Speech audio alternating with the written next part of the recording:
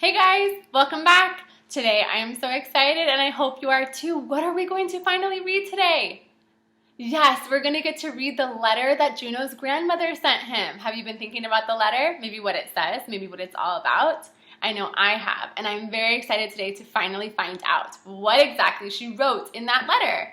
When we start today, we always start by reviewing our words. So let's get started. Let's jump on in. Can you give me a big jump? Nice work. Let's get started. S stands for get ready, go. S stands for setting. T stands for talking characters. O stands for oops, there's a problem. R stands for attempts to resolve. Y stands for yes, there's a solution. You guys are getting so much faster. Say zoom, zoom. Good. Let's go ahead and let's break it apart now. Setting is get ready, go. Setting is where and when the story takes place.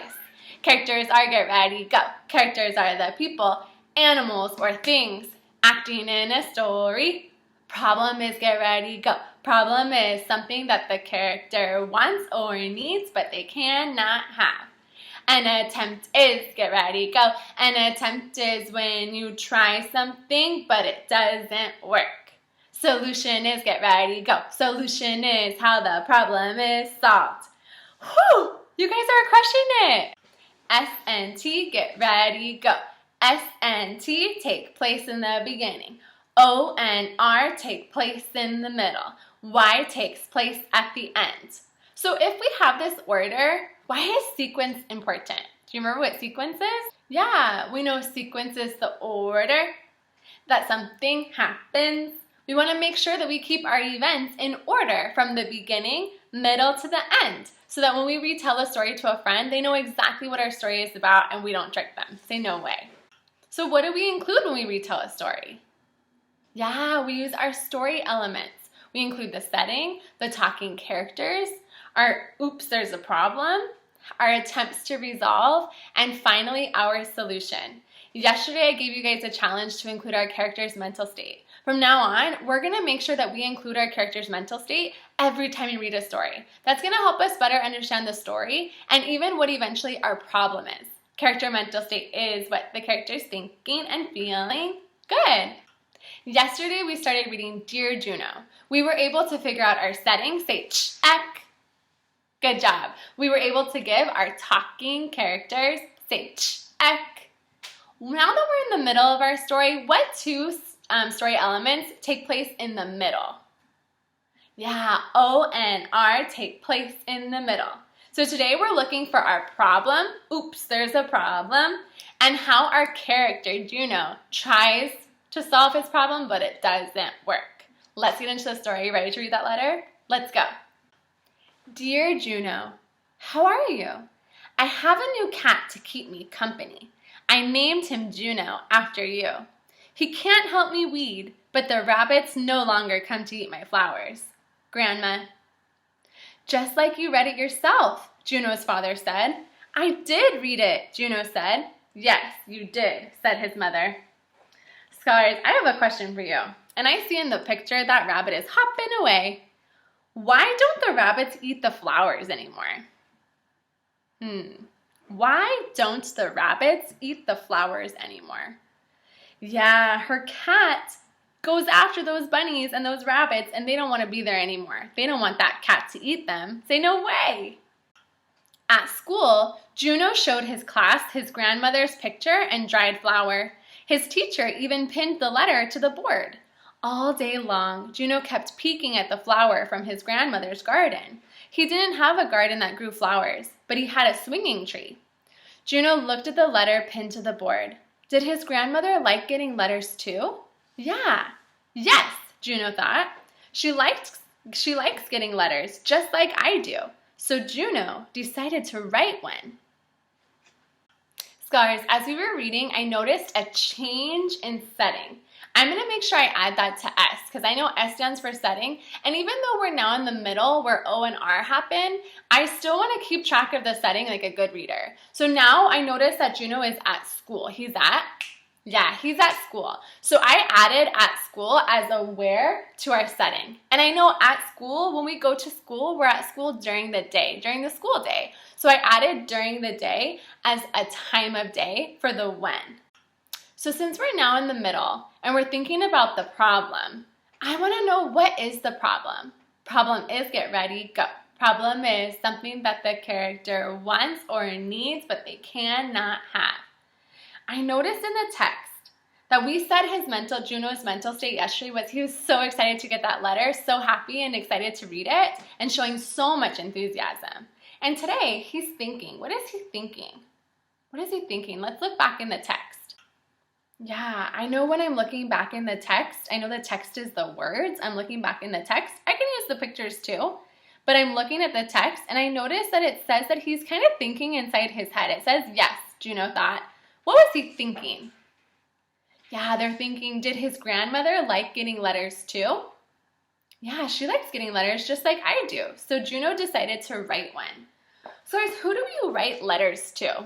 And I remember in the beginning of the story, when Juno was looking up at the sky and looking into the dark night sky, he was thinking about the airplane that he saw and thinking about how maybe he wondered if any of those airplanes came from a little town near Seoul where his grandmother lived. He's thinking about her. Looking back at page 15, I noticed that he's looking at the flower from grandmother's garden in his desk, and I can't see his face. But I know from my schema that when you miss somebody, you want to write them a letter. So I think the problem is that he misses his grandmother. So let's put that on our chart. Awesome job helping me figure out the problem of our story, that Juno misses his grandmother. Let's keep reading and find out if we can catch an attempt to resolve, an attempt when Juno tries something, but it doesn't work. Let's see what he tries to do to solve his problem. I'm going to go back and reread this page. At school, Juno showed his class his grandmother's picture and dried flower. His teacher even pinned the letter to the board. All day long, Juno kept peeking at the flower from his grandmother's garden. He didn't have a garden that grew flowers, but he had a swinging tree. Juno looked at the letter pinned to the board. Did his grandmother like getting letters too? Yes, Juno thought. She likes getting letters, just like I do. So Juno decided to write one. Scholars, did you catch what Juno's going to do to try to solve his problem? What is he going to try to do to solve his problem? Yeah, he's going to write grandmother a letter. Let's keep reading. After school, Juno ran to his backyard. He picked a leaf from the swinging tree, the biggest leaf he could find. Juno found his mother, who was sitting at her desk. He showed her the leaf. I'm going to write a letter, he told her. I'm sure it will be a very nice letter, she answered, and gave him a big yellow envelope. Yes, it will, Juno said, and then he began to draw. Scholars, why do you think that Juno grabbed a leaf? Why would he go to his swinging tree? I know on the other page it said he doesn't have a garden, but he has a swinging tree. Why is he thinking about gardens and thinking about picking leaves? Yeah, Grandma gave him a flower. So that makes me think that maybe he wants to send Grandma a leaf to give her something from his yard. Let's keep reading. First, he drew a picture of his mom and dad standing outside the house. Second, he drew a picture of Sam playing underneath his big swinging tree. Then, very carefully, Juno drew a picture of himself standing under an airplane in a starry nighttime sky. After he was finished, he placed everything in the envelope. Scholars, did you catch those sequence words? First, second, then, after. Nice job. Here's my letter, Juno announced proudly. You can read it if you want. Juno's father looked in the envelope. He pulled out the leaf. Only a big swinging tree could grow a leaf this big, he said.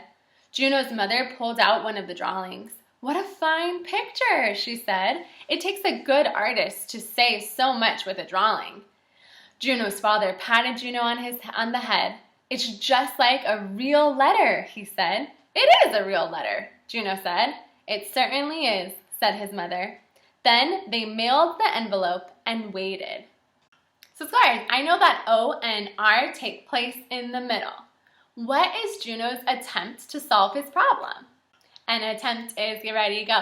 An attempt is when you try something, but it doesn't work. What is he trying to do? Thinking caps on, get ready, go. What is he trying to do?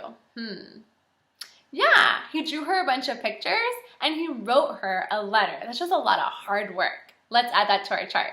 Good work today. We figured out our O and our R as we continued to read Dear Juno.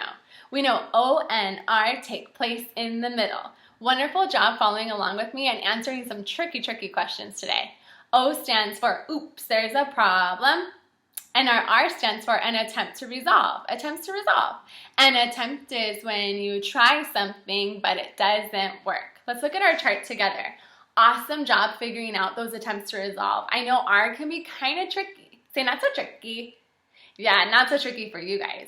But we figured out what he did to try to solve his problem. He drew her pictures and he wrote her a letter.